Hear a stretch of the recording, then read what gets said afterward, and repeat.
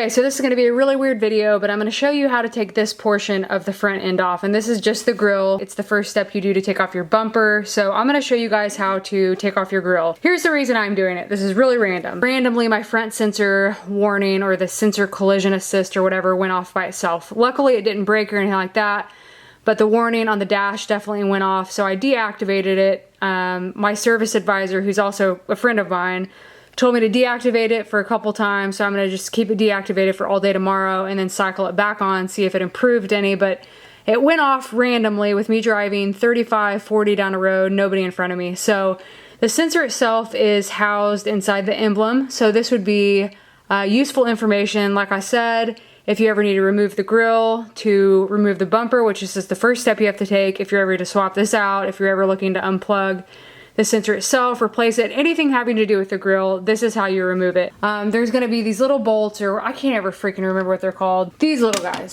right there. There's gonna be one here and one here that you remove. What I did next was I lifted up on this right here, on both sides, and then you do this side. Watch me freaking break this after I've already got it back in. Whoop. So you just kind of pull up on that. Next thing you're gonna do is the bumper is in place via tabs down here. From what I saw after I took it off the first time, none of these tabs you can really break. So you just kind of pull out. Oh, I'm gonna end up freaking breaking this. And they both slide out of place via the bottom while I destroy my headlights. And if you notice, the front assist sensor is right here.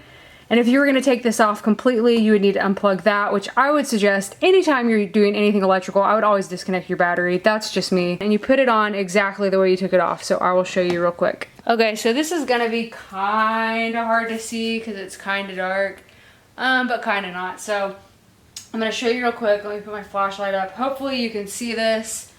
How you're gonna put this back on is you're gonna do it kind of the opposite way. So I took off the top first and I took off the bottom second.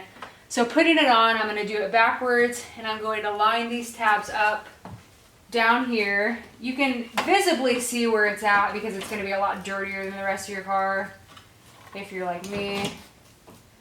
So you line it up at the bottom, push them in.